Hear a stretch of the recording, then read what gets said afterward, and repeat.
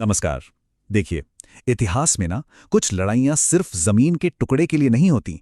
वो लड़ी जाती हैं भविष्य की दिशा तय करने के लिए। कर्नाटक युद्ध या कार्नाटिक वॉर्स बिल्कुल ऐसी ही एक कहानी है। ये वो दौर था जब भारत की धरती पर दो बड़ी यूरोपियन ताकतें, ब्रिटिश और फ्रांसीसी, आमने सामने थीं। और ये सिर्फ एक फौजी टकराव नहीं था, नहीं, ये वो कहानी है जिसने हिंदुस्तान का मुकद्दर हमेशा हमेशा के लिए बदल दिया। तो सबसे बड़ा सवाल यही है ना कि भाई दो कंपनियां जो यहां मसाले और कपड़े का व्यापार करने आई थीं, वो आखिरकार इतने बड़े मुल्क की शासक कैसे बन गईं? इस एक सवाल का जवाब कर्नाटक के रेतीले मैदानों में छिपा है। चलिए इस पूरी कहानी की परतें खोलते हैं। तो देखिए, इस कहानी की शुरुआत किसी साम्राज्य बनाने की चाहत से नहीं हुई थी। इसकी शुरुआत हुई थी व्यापार से। अंग्रेज और फ्रांसीसी दोनों ही यहां सिर्फ और सिर्फ एक चीज के लिए आए थे, प्रॉफिट, मुनाफा।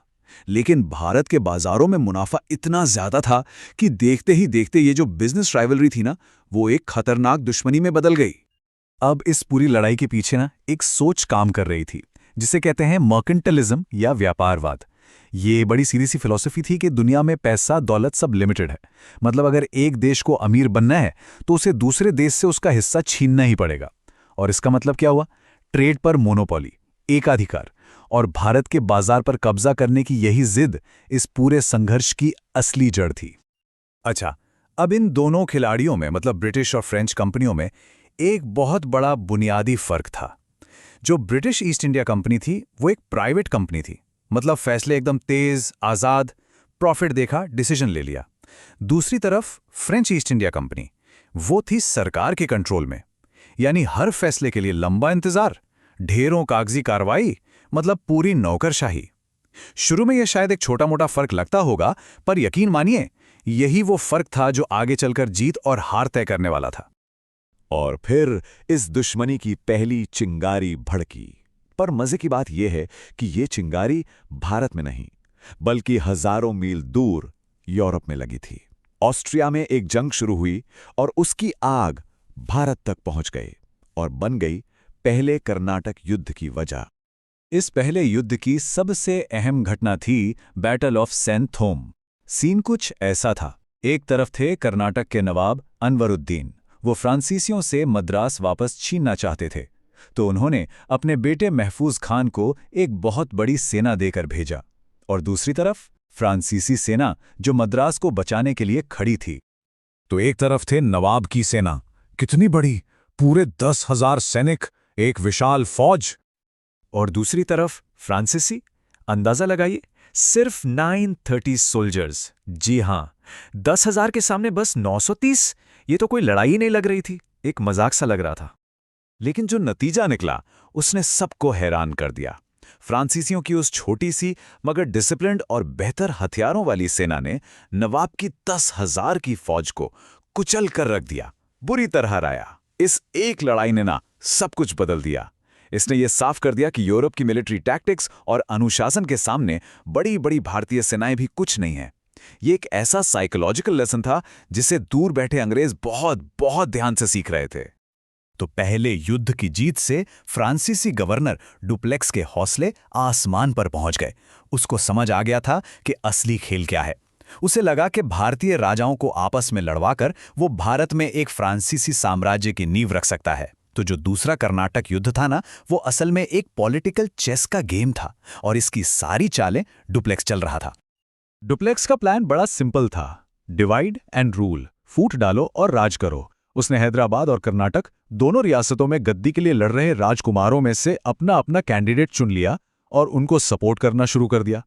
अब अंग्रेज भी कहां पीछे रहने वाले थे।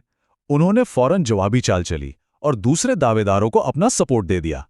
तो अब लड़ाई सीधे सीधे नहीं, बल्कि भारतीय राजाओं के जरिए लड़ी जा रही थी, एक प्रॉक्सी वॉर। फ्रांसीसी एक के बाद एक जीत हासिल कर रहे थे। ऐसा लग रहा था कि गेम उनके हाथ में है। और तभी सीन में एंट्री होती है रॉबर्ट क्लाइव की, उस वक्त महज एक क्लर्क। उसने एक ऐसा डेयरिंग प्लान सामने रखा कि सब हैरान रह गए। उसने कहा, चलो दुश्मन की राजधानी आर्कॉट पर ही हमला कर देते हैं। और ये एक मास्टर स्ट्रोक साबित हुआ। इस एक हमले ने फ्रांसीसियों के होश उड़ा दिए, उनकी पूरी स्ट्रैटेजी बिखर गई और देखते ही देखते अंग्रेजों ने हारी हुई बाजी पलट दी। और इस हार का नतीजा क्या हुआ? फ्रांसीसी सरकार ने अपने सबसे शातिर खिलाड़ी ड्यूप्लेक्स को वापस फ्रांस बुला लिया। उसके जो बड़े बड़े महंगे प्लान थे, उन्होंने कंपनी को बहुत नुकसान पहुंचाया था। ड्यूप्लेक्स का जाना भारत में फ्रांस के सपनों के लिए एक बहुत बहुत बड़ा झटका था। राउंड 2 अंग्रेजों के नाम रहा। तो फ्रांसीसियों का सबसे बड़ा खिलाड़ी तो मैदान से बाहर हो चुका था, लेकिन खेल अभी खत्म नहीं हुआ था। यूरोप में एक और बड़ी जंग छिड़ी और उसकी आग एक बार फिर भारत तक आ पहुंची। ये था तीसरा और आखिरी राउंड, फाइनल ब्लो, निर्णायक प्रहार। मगर इस फाइनल राउंड से ठीक पहले एक बहुत बड़ा गेम चेंजर हुआ। अंग्रेजों ने बंगाल में प्लासी की लड़ाई जीत ली थी और इस जीत से उन्हें क्या मिला? बेहिसाब दौलत, बेशुमार संसाधन। अब इस आखिरी लड़ाई के लिए अंग्रेजों के पास फ्रांसीसियों से कहीं कहीं ज्यादा पैसा और ताकत थी। और फिर आया वो दिन, वो लड़ाई जिसने सब कुछ तय कर दिया। साल था 1760 और जगह थी वॉन्डीवॉश। ये वो नॉकआउट पंच था जिसने भारत में फ्रांसीसी साम्राज्य के सपने को हमेशा के लिए चकनाचूर कर दिया। वांडीवाश में सर आयर कूट के नेतृत्व में ब्रिटिश सेना फ्रांसीसियों पर सचमुच कहर बनकर टूटी। उनके जनरल बूसी को पकड़ लिया गया। एक के बाद एक उनके सारे बड़े किले ताश के पत्तों की तरह ढह गए। उस दिन मैदान में सिर्फ एक सेना नहीं हारी थी, उस दिन भारत में फ्रांस का साम्राज्य बनाने का सपना हमेशा हमेशा के लिए दफन हो गया था। तो अब सवाल फिर वही है, आखिर अंग्रेज जीते क्यों? उनके पास ऐसा क्या था जो फ्रांसीसियों के पास नहीं था? चलिए उनकी जीत के पीछे के 3 बड़े राज जानते हैं। पहला कारण, स्पीड और समंदर। जैसा कि हमने पहले भी बात की, ब्रिटिश कंपनी एक प्राइवेट कंपनी थी, मतलब फटाफट फैसले, कोई सरकारी लेट लितीफी नहीं। और उससे भी बड़ी बात, उनकी नेवी। समंदर पर उनका राज था, जिसका सीधा सा मतलब था कि इंग्लैंड से मदद, पैसा, हथियार सब कुछ लगातार आता रहता था। दूसरा और शायद सबसे बड़ा कारण, पैसा। कहते हैं ना, जंग पैसे से लड़ी जाती है, और अंग्रेजों के पास ये बेशुमार था। कलकत्ता, बॉम्बे, मद्रास, इन सब अमीर शहरों पर उनका कंट्रोल था। और प्लासी की जीत के बाद तो जैसे उन्हें बंगाल का पूरा खजाना ही याद लग गया था। फ्रांसीसी इस जबरदस्त इकोनॉमिक पावर का मुकाबला कर ही नहीं पाए। और तीसरा, आखिरी कारण, लीडरशिप। अंग्रेजों के पास रॉबर्ट क्लाइव, सर आयर कूट जैसे कई एक से बढ़कर एक काबिल और शातिर लीडर थे। एक पूरी बेंच स्ट्रेंथ थी। वहीं दूसरी तरफ फ्रांसीसी, वो सिर्फ एक जीनियस पर डिपेंडेंट थे, ड्यूप्लेक्स। और जब फ्रांस ने उसे वापस बुला लिया तो उनके पास कोई ऐसा बचा ही नहीं जो अंग्रेजों के कमांडरों को टक्कर दे पाता।